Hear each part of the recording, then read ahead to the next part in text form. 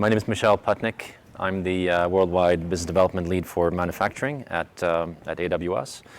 It's a pleasure to see all of you here today. I want to introduce also Elizabeth and Caleb. Elizabeth from Koch Industries, Caleb from Envista, a company within the Koch Industries family, who's going to talk about their amazing journey moving from BI to artificial intelligence. And I'm pretty sure you're going to be excited about their story and their learnings. As always, when in these leadership sessions, we try to have the voice of the customer be the most prominent one. So it's less about AWS, it's more about how customers are actually using our services, and also share some of the experiences, lessons learned, things to do and things to maybe avoid. I don't know. I'm sure there's a little bit of element of that as well. As always, when we do these presentations, there's a cutoff date for when you can make edits and changes, and I'm sure you can appreciate that. So there's one slide that did not make it into this presentation today. I'll talk about it a little bit. So that's one. The other piece is these sessions, when we have these silent sessions, do not allow for a Q&A, unfortunately. So tomorrow, on level 3 here in the ARIA, we have Envista for an hour between 11 and 12. So if you want to ask questions to Envista, you're happy to do so tomorrow at the manufacturing lounge. So they will be there to field those questions. If there are questions in the immediate aftermath, you can certainly ask. We'll be outside and hang around in the hallway, and you can ask questions as much as you'd like as well. Okay, so let's get started with agenda. So what we're doing now is introductions, and then I'll just talk a little bit about what's new in manufacturing as it pertains to AWS. We've been busy this year, both in terms of solving for customer challenges, but also hearing customers loud and clear in terms of what they need and what they want from us in order to get value as manufacturing companies using our services. And then I'll transition over to Envista, who's essentially going to walk us through the rest of the agenda today. So, AWS for manufacturing. First of all, if I kind of wind back the tape a little bit, maybe 3 years, 4 years, 5 years, a lot of our customers were in the situation where they wanted to connect their products. Whatever products they were making, can I connect them? Can I make them smart? Can I start grabbing telemetry from them? And of course, one critical element of that is that telemetry or that data stream needs to be or that product needs to feed that data to a data center, preferably within reasonable distance in order not to introduce latency. So the scale of AWS certainly matters, not only when it comes to smart factory challenges or opportunities, but it does so certainly in the smart product space. You have to be near where our customers are in utilizing the equipment that they manufacture or the products that they sell. So the scale is a critical for us.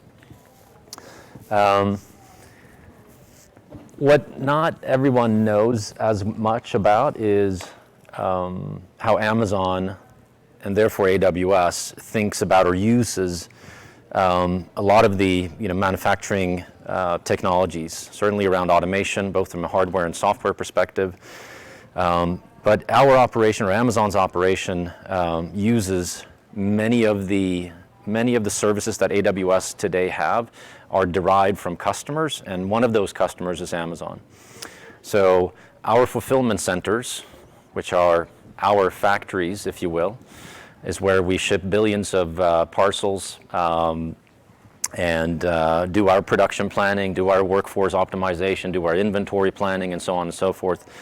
All of that has certainly benefited us as it comes to translating that into services that we think AWS can provide. Because Amazon certainly pushes the envelope on what AWS should be bringing to the table in that context.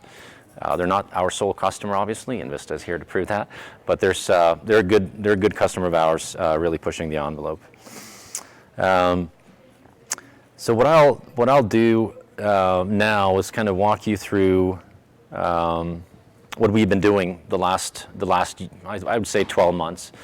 The manufacturing reference architecture, which we probably had the first version of about a year and a half ago, I would say, has now made it into what it is today. There's a number of revisions behind this. I realize it's not self-explanatory. So in order to help you kind of walk through that, there's a couple of good items. You can, if you find me on LinkedIn, I just a couple of days ago posted a link to an interactive version of this, where you can click every single icon and it will tell you what it is and what the context is about. So you can do that, or you can listen to a narrated version that will walk you through the entire end-to-end. So on the left-hand side, we look at the factory implementation of the relevant AWS services in context of a connected or sometimes disconnected plant footprint or factory footprint, and what types of services would be relevant in that context in terms of getting data off of equipment or off of assets, pushing it to the cloud, training a machine learning model against that data set, and then redistributing it out to the factory floor, even if we don't have always connectivity in that situation or in that context. So the middle then is, what do we do with the data once it comes off of the factory floor, and all the services and capabilities, maybe integration points to existing processes, such as those in your ERP system or in your plant maintenance system, wherever that may be. I think of critical importance as you think about applying these types of technologies. A lot of it is about what we're talking about today, so AI or machine learning and the implementation of that. But it's truly the automation of processes that are the critical piece.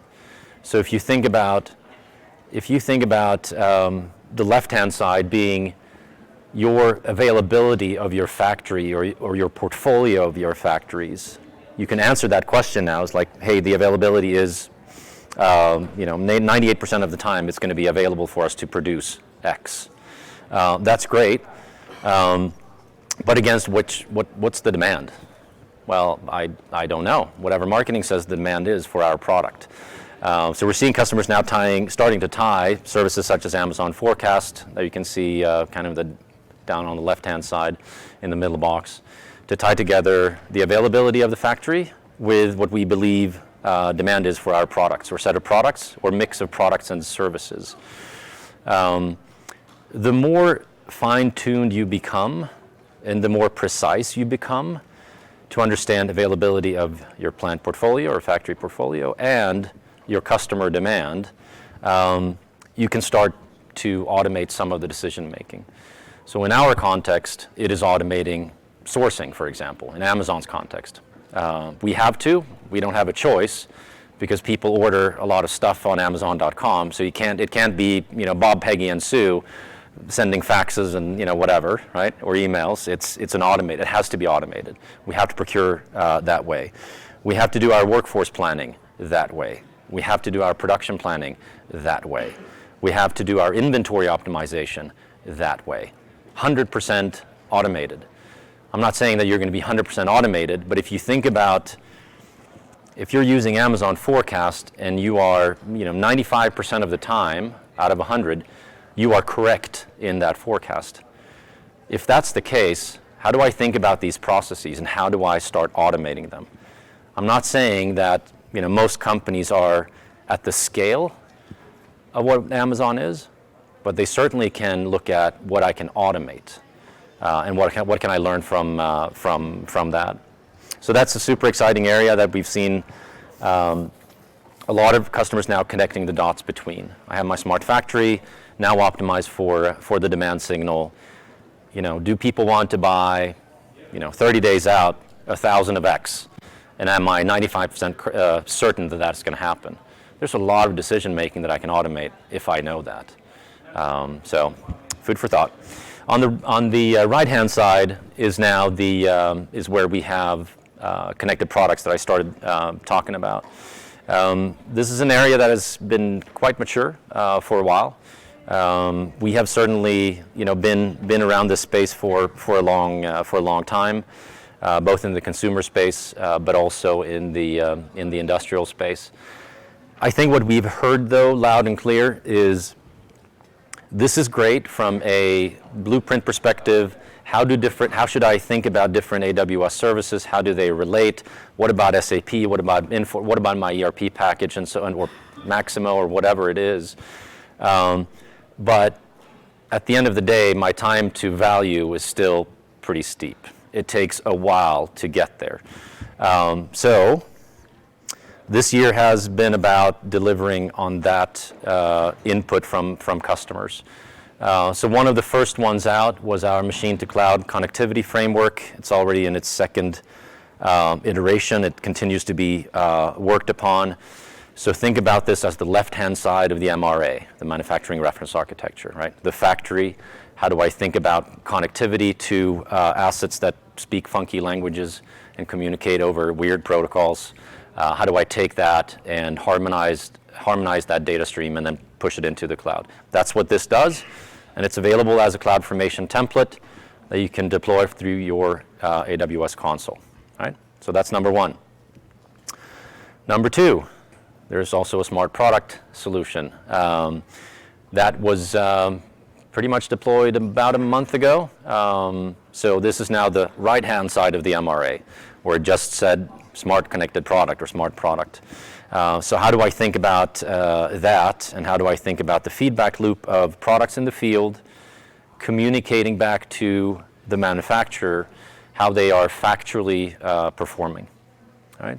That feeds back into R&D, that feeds back into sales and marketing, that feeds back into the service department that may have an SLA against that asset, and so on and so forth. So this one is also available. A predictive maintenance set of examples or using machine learning for asset health is also available. What did not make it, and I'm now coming back to what I started saying, what did not make it into this slide deck is probably one of the more exciting things, at least in my opinion. It's called Amazon Virtual And-On, or AVA. So AVA is a resolution system, or ticket resolution system for Amazon that we used internally. So we have thousands and thousands and thousands of and-on lights in any one fulfillment center. And what typically happens is one of our coworkers will, let's say, working at a packaging station, and they're running out of medium-sized boxes, right? So they pull the and-on cord or press a button, and it goes from green to orange. Once it's orange, it shows up on somebody's dashboard, and this, a person, maintenance guy, typically runs over to the stations, like, hey, what do you need? Well, I'm running out of medium-sized boxes. Okay, let me go back to where I came from and get those medium-sized boxes, pick those up, and then hand them over and problem solved. Couple of challenges with that. Number one is it was not documented what the problem was. This is a stupid example, medium-sized boxes, right? That was the challenge, I'm running out. It was not documented what the resolution was. The resolution was I went away and came back with medium-sized boxes. Again, stupid example. So there's no data, there's no trace on what the problem was and how we solved it, right? So that's number one. The turnaround time on average is 8 minutes. So that's quite a lot of, that's a lot of time to fixing something. Could be as simple as medium-sized boxes, or something, something wrong with a computer vision system, or could be significantly more complex. With this Amazon Virtual And-On solution, which is so cloud-based on AWS solution, we have a little screen that now sits at the workstation, and they will just hit material, medium-sized boxes, and then the person comes with medium-sized boxes. Sounds pretty simple, and it is, right? So we just went from 8 minutes average resolution time to 2.5. Among a lot of thousands of employees in our fulfillment centers, that is a huge benefit and a huge saving. It is available as a CloudFormation template as of about 10 days ago. Tanner here from Envista is thankfully, thank you, deploying that within their premises. I've had another customer asking about, can we stretch out this Andon system to cover also our suppliers? And to which I said, yes, of course. It's a cloud-based system, so of course you can tie in your entire value chain if you so choose. Again, all of these are available as CloudFormation templates. You can deploy them within the AWS console, and all of them are available today. So with that, I'm going to hand over to Envista. All righty. Thank you, Michelle. Yeah. Liz will Awesome. take that for you. Thank you, Michelle. Yeah, thank you. Thank you. Well, thank you for coming. Really excited to be here today and share our story. So I've been with Envista for 9 years and since moved into our Koch Industries, our parent company, but was really passionate about coming back and telling the story for three main reasons. One, I think it's kind of a fun story, but two, when the AWS team asked us to share the story, I said yes, but I'm going to share all the hard truths too. I don't want to just share the good stuff. I want to share some of the pains that we went through, specifically because I hope that you can hear those pains and not have to go through them yourself. And then finally, I hope that you have some takeaways from this session today so that maybe you can accelerate your path or at least prevent some of the hiccups that we fell into. Yeah. So Envista, most of you probably don't know our company. We're not like Marshmallow where everybody knows our name. Thank you for the 5% of you that understood that. But Envista really is a company that you likely use but don't know who we are. And that's mainly because we're an ingredient-based company, and so B2B or business to business is our focus. And our products, though, go to everything from a fiber fill in your pillows in the Dacron brand to even the carpets, the Lush carpets under the floor that is made from our Stainmaster brand. Even the airbags in your cars are 50% of the market is really covered by Envista's airbag fibers there.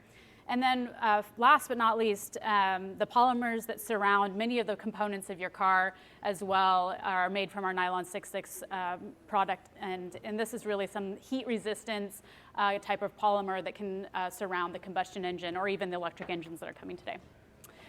So this varied use case is it's a challenge in our production process because we have a lot of SKUs, but gives us some opportunities as well because we are both the upstream and downstream for a lot of our business as well. But this really gives us some opportunity within the production process and supply chain and in our logistics. And I say opportunity as that's a challenge, a nice way for challenge. Lots of challenges. Yeah.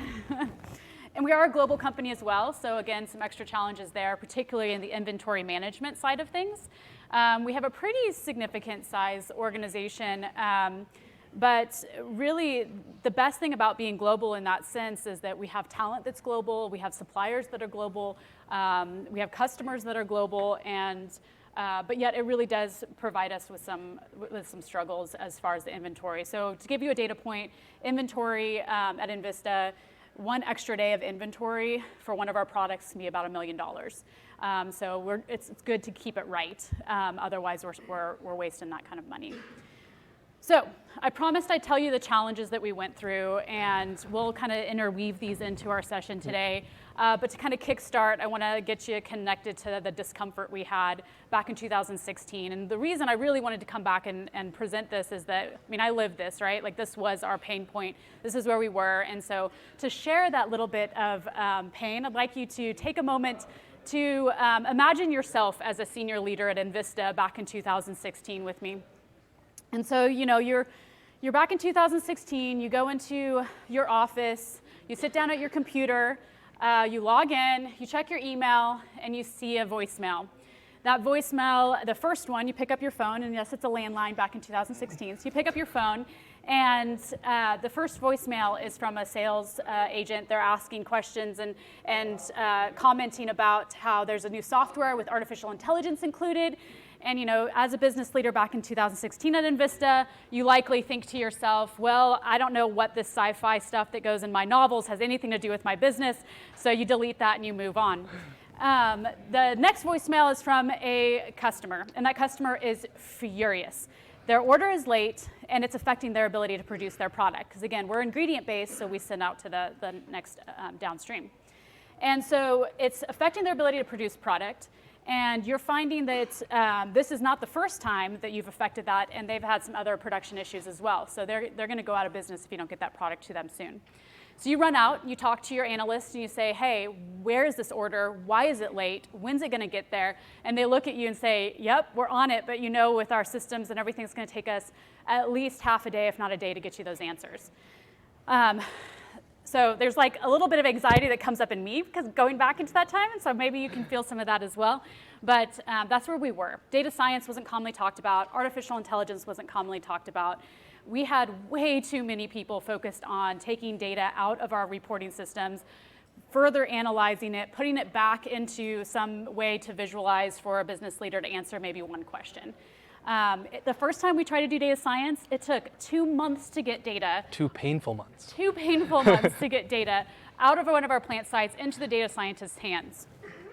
And then, once we did, there was one process engineer that understood the process and the data well enough to be able to even work with our data science team to get some insights from it. So very, very painful. However, we were very good at transforming through large capital projects. But that's all we really knew how to do. So we were kind of cursed by having that success, and that we really didn't know how to transform using our data knowledge systems.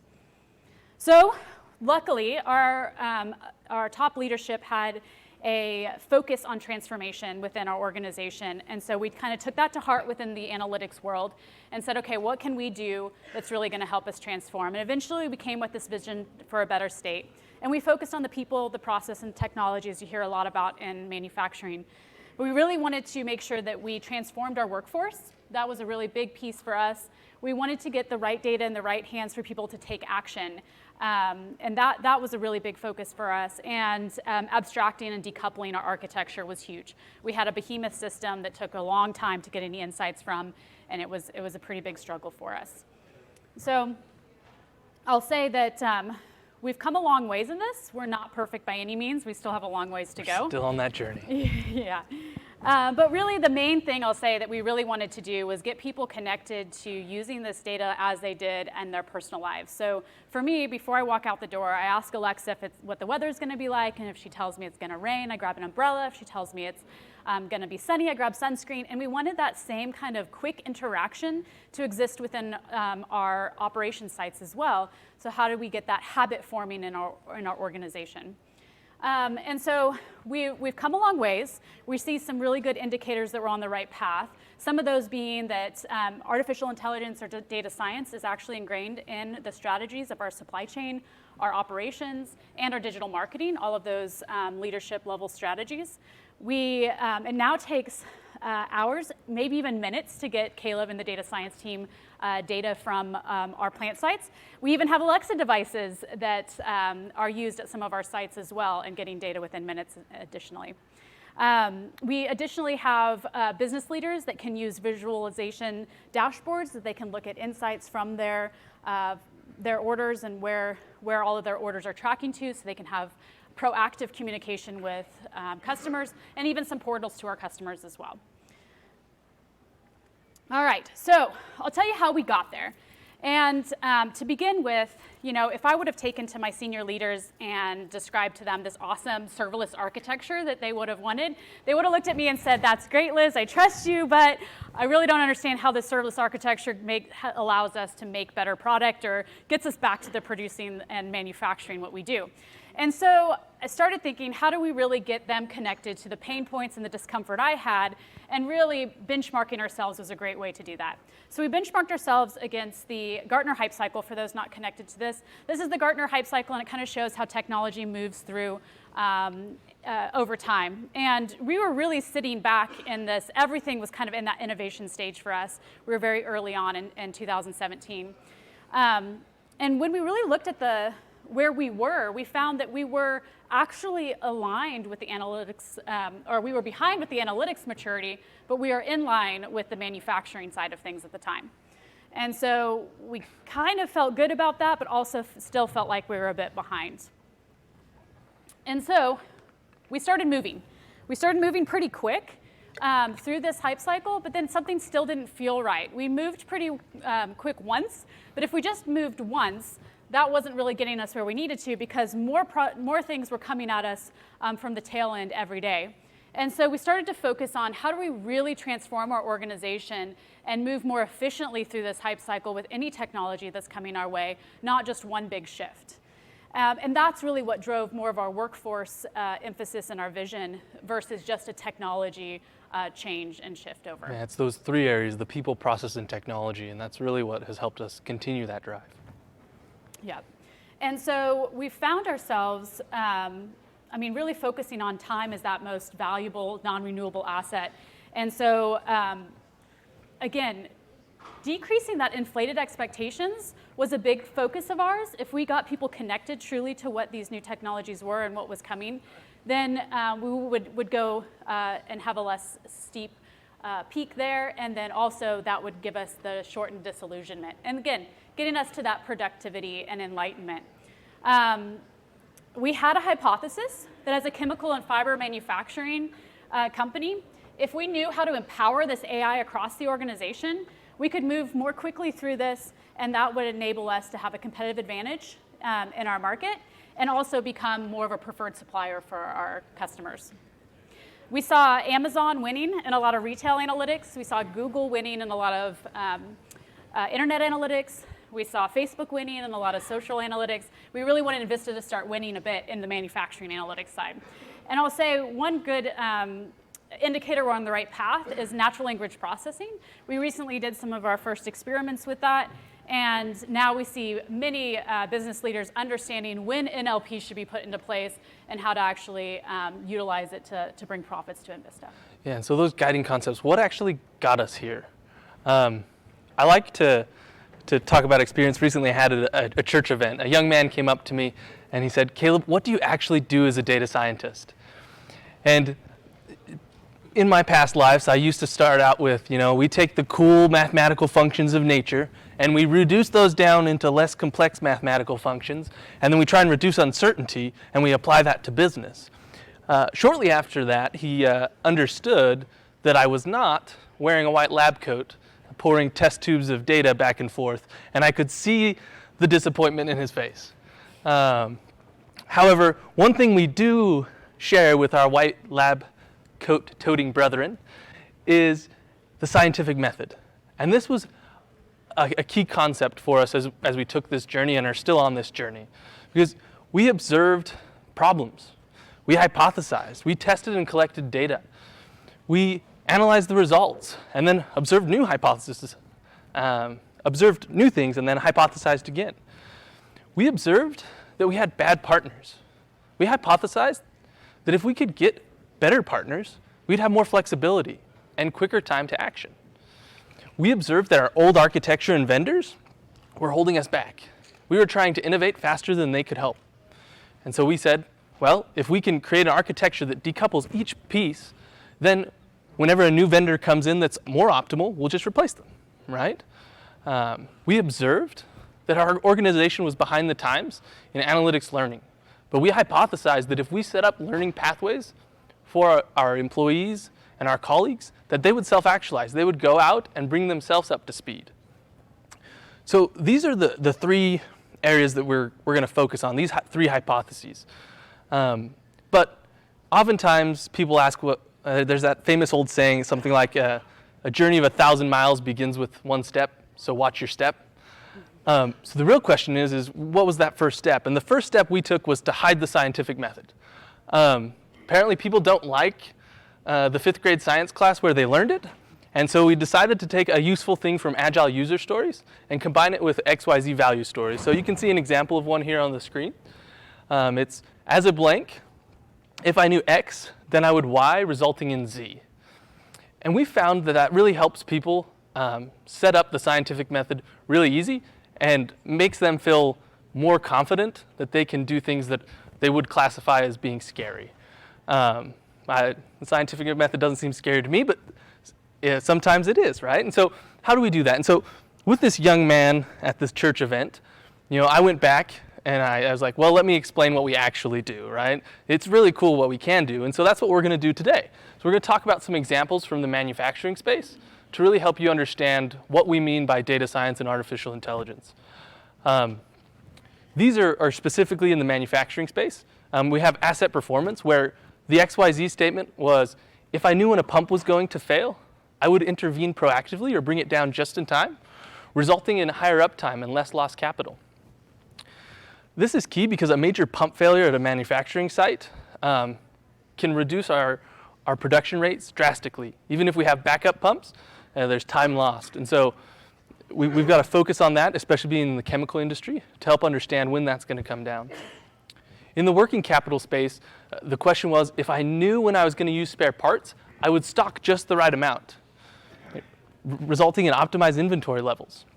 Liz mentioned earlier that a single day of working capital is about $1 million at Envista. So every time we can reduce that, we can get great gains. Yep. And this one was a really fun one, and actually one of those that we kind of closed the loop for the first time of full automation. And so what happens in this working capital is the algorithm lets us know when we should reorder different spare parts, and then it automatically feeds into our ERP system to order at the right time and then optimize over time. And so we've really taken the human out of the loop in that one and been able to see that optimization start to occur over the next last 6 months and continue on forward. So that one's been a really fun one to experiment on. The first 3 months it was in production, it saved us about $400,000. And so it was a good win for us, and it's one of the exciting ones that we have on our statements here. In another space, we've got quality, and because a lot of our products go into life-saving devices like airbags, we have high quality standards. So one of the XYZ statements here is if I could identify defective bobbins through automated visual inspection, I would correctly classify these defects, resulting in improved quality classifications, and that leads back to how can I optimize this machine? And a little bit of backstory there, we have 10,000 items that pass by inspectors a day. And so you can imagine taking a flashlight and looking at the face of a big spool of yarn and doing that for 4 to 5 hours at a time. Humans aren't the best at being consistent. We're really good thought generators and decision makers, but if you put someone in front of a bobbin for 4 hours at a time, at the end of their shift, they get tired, they get drowsy, they get distracted. And when we talk about life-saving devices, we can't have these type of defects entering our systems. And so one of the things we're trying to do is have a camera identify most of the defects. And then the hard ones go to a human inspector. So if the machine doesn't know, hey, this is that downgrade, we put it off to the side. And a person now, instead of 10,000 bobbins, they can look at 400 a day. And you can split that up between multiple people. And so the workload is drastically increased. Yeah, I'd say for quality product there is the big thing. So our main focus was to bring up the first quality yield, which allowed it to go into the airbag industry. Otherwise, we had to downgrade the product. And so that's been able to improve pretty significantly in a portion of our organization. Again, scalability is now something that we're focusing on a little bit more. Yeah. And like Liz was mentioning earlier, we have a lot of upstream sites that feed our downstream plants. And so this second example is in that case. So what key variables, if I knew what key variables affected my downstream production, then I would change those variables to optimize the return on investment, resulting in improved first pass quality. And this is key because we've been given a quantity of resources that we purchase from the market, and we are expected to be good stewards. And so this is a way that we can improve that quality pass and be good stewards with what we've been given.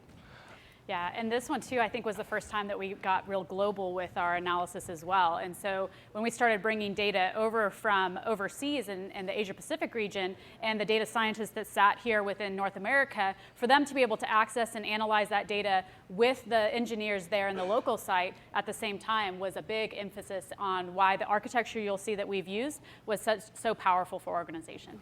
Yeah. So we've given you a lot of background of sort of who Envista is, and some examples of data science and what we classify as artificial intelligence and machine learning. Now we're going to get into those 3 hypotheses that we mentioned, and we're going to walk through what those were. So the first of those is preferred partnerships. Jim Collins, he's a famous business writer. He has a concept of getting everyone on the bus, getting everyone on the team that you need so that you can achieve success. We found that on top of that, in the analytics space, you also need to get people aware that the bus exists. For example, the bus's maintenance man or the infrastructure builders, so that the bus can travel down the road fast. We found all of these things, but in the analytics world, these examples are analytics champions who know enough to say, hey, you should call the data science team. Or these are leadership that can remove barricades as the bus travels down the road to value creation. Or this is the cloud infrastructure team that's building the solutions that analytics is running on. You need all of these people working together to really get that preferred partnership. At Coke and in Vista, we call this virtuous cycles of mutual benefit. And what I've been talking about right now has been mostly in that internal bucket, right? Getting everyone aligned internally. But on top of that, we feel that other groups need to be aware of the bus's goals and objectives. And so in the customer bucket, we believe that everyone's going to have to take a page from Amazon and become customer obsessed. If you're not customer obsessed and trying to figure out how you can benefit your customer, you're not a preferred partner, and they're probably going to go away sooner or later. On the flip side, we all have suppliers. Unfortunately, there's this horrible study called economics that says you can't be the best at everything. And they've done a lot of tests on it, and no one's disproved that yet. And so you're going to need suppliers, and you're going to need them to be aligned with where you're going and how you're doing it. On top of that, we have customers that are global. So that means we have to have suppliers that are global. So what else does that mean? Well, talent is globally dispersed. It's a truth, right? There's no one place that has all the talent in the world. So how can we get more of the talent that we need? Because it's not likely that we all can hire 50 data scientists or ML engineers or data engineers and get them all working on the same thing. Because the capital would be immense and you may not need them all the time, right? So one thing we've been doing is testing out gig economies, both internally to Coke, so finding people who have skills and knowledge and would like to work on a different thing for a little bit inside of our own industry, and hiring out to third parties that have domain knowledge. It's really a tragedy, but knowledge networks are really your only constraint to getting the best talent of the world. And you can hire some of the most genius data scientists for a day, an hour, et cetera. And so that's one thing that we've been leveraging. And AWS, I believe, just released the ability to connect into the certified practitioners as well, and architects in a similar kind of gig economy prospect. So we haven't experimented with that yet, but I'm sure we will. Yeah. And so one place that really caused us a lot of pain on this journey was the suppliers.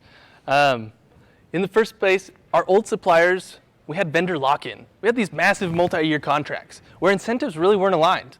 They would say, hey, we're going to lock you into 6 years, and here's the analytics tool you're going to use.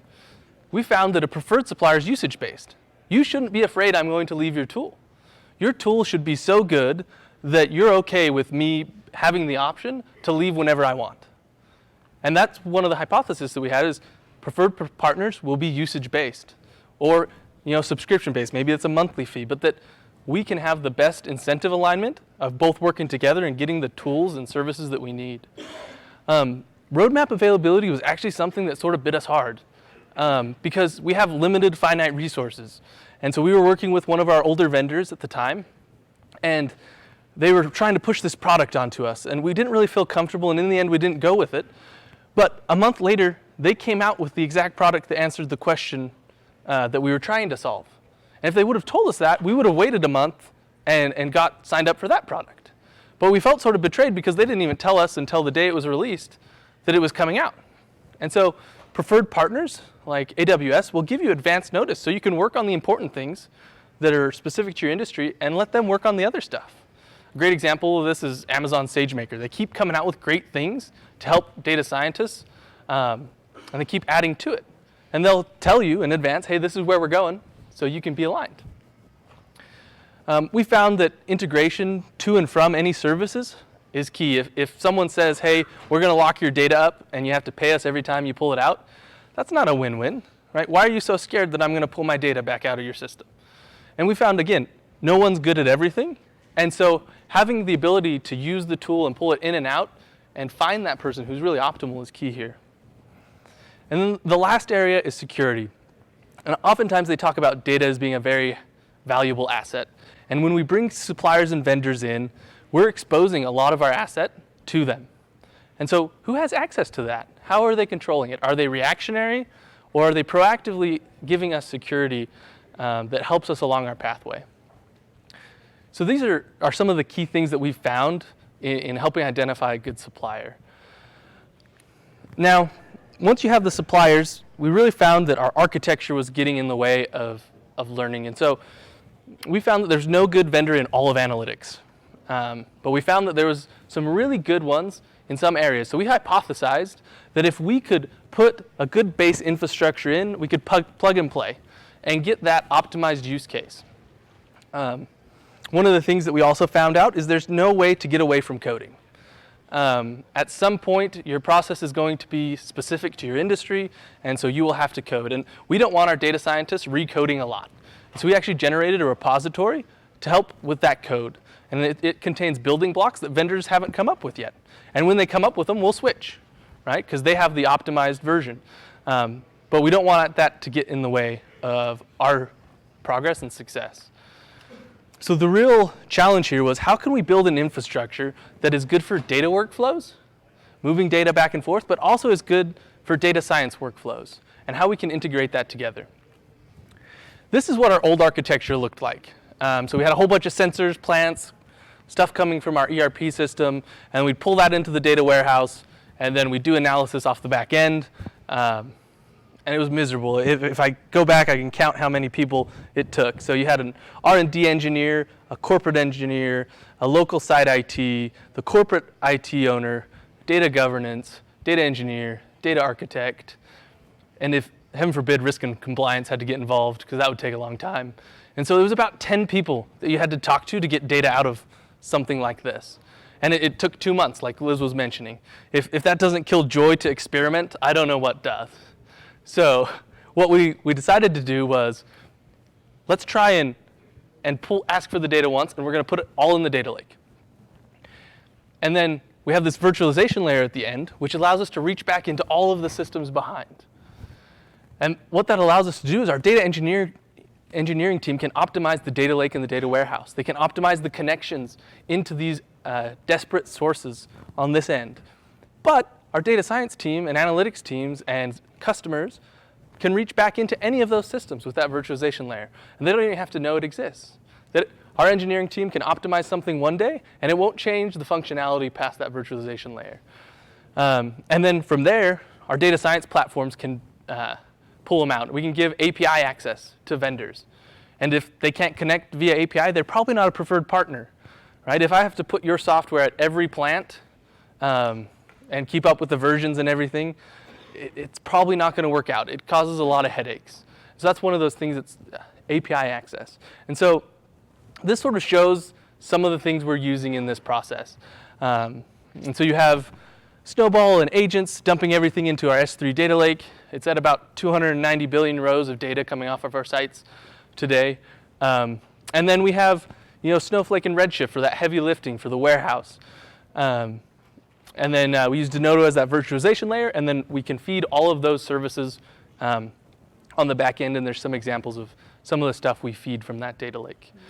And I'd say Snowball was one of the biggest finds for us, in that we had 10, 15 years worth of data and very granular data sitting at our plant sites that we were struggling to get analysis done on that. And I mean, you could forget about comparison between our plant sites when it was sitting at one site itself. And so getting that into a central location so we could, one, compare and contrast versus maybe a plant that's doing better to one that's maybe struggling a little bit, that was a huge unlock for us.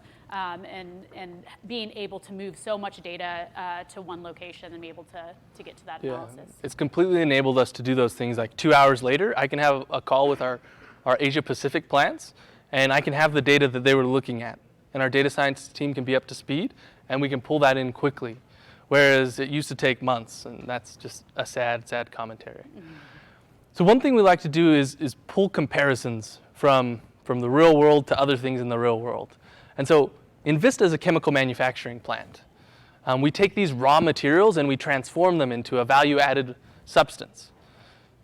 We can look at data pipelines as exactly the same thing. So we take raw data from our sites and sensors, and we pull them into the data lake, and we transform them and manipulate them, and produce a data product that is better on the other end. Now, a question when we talk about infrastructure and architectures, another comparison we can do is, in the manufacturing space, lights out facility are all the rage, right? We don't want anyone to touch it, right? But the question to be asked is your data pipeline a lights out manufacturing facility? Or do you have someone, we can name him Bob, running from one end of the architecture to the other, trying to keep that thing alive every time you get a new data source? And we found it key that our architecture had to be so abstract that when we put in new data, it doesn't break it. And it can robustly take in any data source that we need. Now, we found that even with this awesome architecture, which our engineering team and architects have done an amazing job, it brings tears of joy every time I can get data in 2 hours. They've done amazing. But we found that the old saying of build it and they will come does not apply to data architectures, at least in the first part. We found that we had to give training and help people understand what they had. And that led us to understand that we needed this talent evolution. Absolutely. So we're going to get to the people side of all of this, and sometimes this falls to the wayside to the technology and some of the process side, but for us, we felt like it was extremely valuable. Mainly, we felt like, what could we do to get more value from our data assets? And we found that we needed to unlock some curiosity in our talent. They had previously been curious, most of us are as kids, but somehow we just lose that over time. And we found that existed within our talent at Envista as well.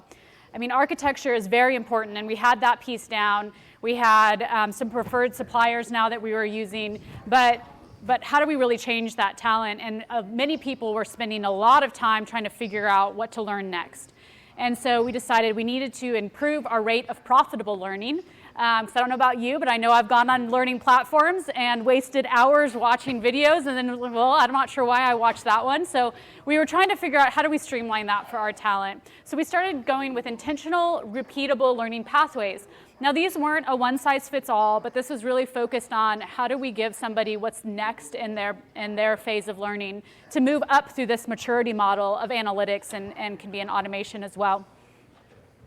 So, I mean, we do find reporting is sometimes easy, and even imputing data can be easy. Now, he may argue with me on that every once in a while, but really getting the mindset to take the data and get insights from it, that was hard, and it was really kind of hard to teach into people, and so we wanted to give them phases that allowed them to have a pathway that worked for them.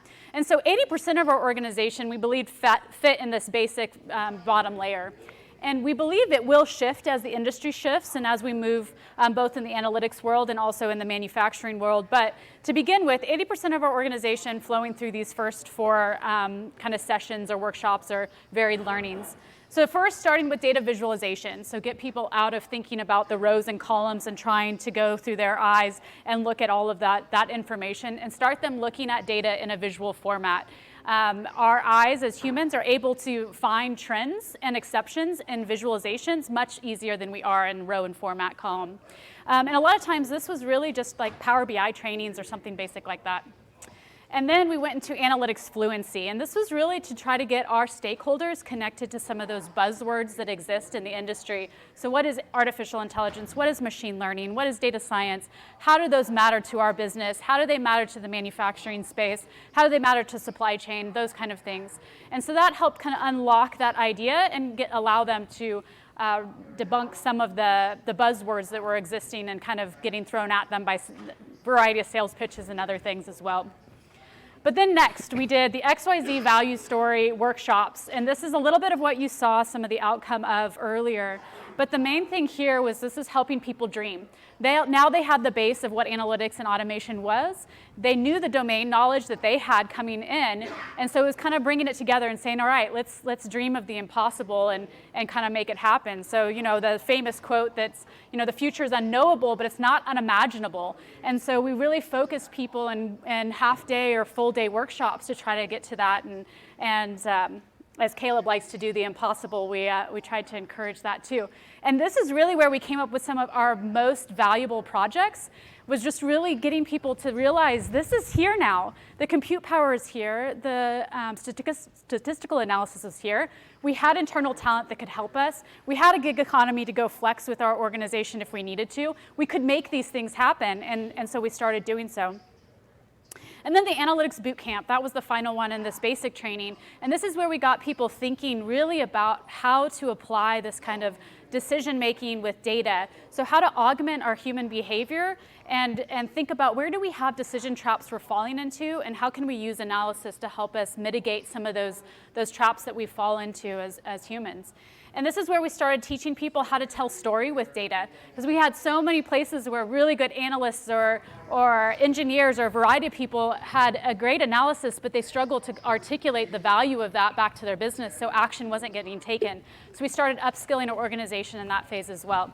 Really got them thinking about problem solving and how to be that analytics translator that you now see in the market. But then we had a few people that really wanted to go to that next step, and so we wanted to keep that talent for one, and we wanted to give them a little bit of a curriculum that enabled them to move forward in a structured way that kind of hit our culture, but also the data-driven decision-making that we are wanting. And so this is where we started introducing more of that cloud fluency training, so got them connected to that serverless architecture mindset as well. That partnered with the analytics mindset was a really powerful tool, particularly for some of our more advanced analysts. And then data exploration training, this is where we use tools like Alteryx or a variety of other tools that enabled our workforce to start merging a variety of tools, data sets together, particularly when they had different granularities in their data, and got them thinking a little bit more in that complex manner. And then citizen data science training. This is where we really started getting into the different algorithms, layered on some coding skills, got people connected to the pros and cons of different models so that they knew what they were getting into when they were using some of the more complex tools and functionality of some of the tools we had at our fingertips. So again, less people focused in those, but the few people that we did have go to those next steps started unlocking their ability across our organization, particularly because they had the domain knowledge as well. And it's really key because normally a data scientist team can't do it all. And so you have these wonderful subject matter experts that know so much, and we found that through these trainings we can unlock that knowledge. And they can come ask for help if they need it. But we can let them go because we've given them those trainings and understandings that we know they won't wreak havoc, and they will create value for us. And so we found that is very valuable. Yep. And we're still scaling these today, but we've done a lot of experimentation to find that these work. We had some pain points as well along the way that it discouraged us from using some maybe more traditional online programs to more in classroom combined with online trainings to kind of bring it all together. That really has made it more powerful. But then last but not least is the data science competency. So this is another place we had some data scientists that came into our organization. They were great, but then we were seeing some attrition starting to occur there, and we wondered why. And we found out that it was because they were kind of capping out, and nothing was really pushing them to that next level. And so we really wanted to think about how do we have an understanding of what's next for our data scientists as well. And so we started focusing not only on the onboarding, so we had some consistency in the data scientists coming into our house, but also that we had some understanding and a matrix that allowed them to see what they were really good at and maybe where they had some areas to improve. And then some guided discussions and sessions and learnings that allowed them to improve upon those areas. I think one of the neat things that I think Caleb really brought to the picture here was being able to compare and contrast between data scientists was really interesting, so you would know who to go to when you had some questions maybe on a specific forecasting model versus maybe a predictive maintenance model. Yeah, that framework Liz is talking about helps us understand what data scientists are good at and where they have weaknesses, because no one's good at everything. So we can say, hey, this person's great at this, go talk to them about forecasting models, and it's really empowered our team to say, hey, you're really good at documentation. Let's get that going better in our team. See what people are good at. Yep. All right, so we've gone through quite a few things. I bet some of you are actually thinking, okay, so wait, what happened to that customer you were talking about at the very beginning? Well, Thankfully, they did not go out of business.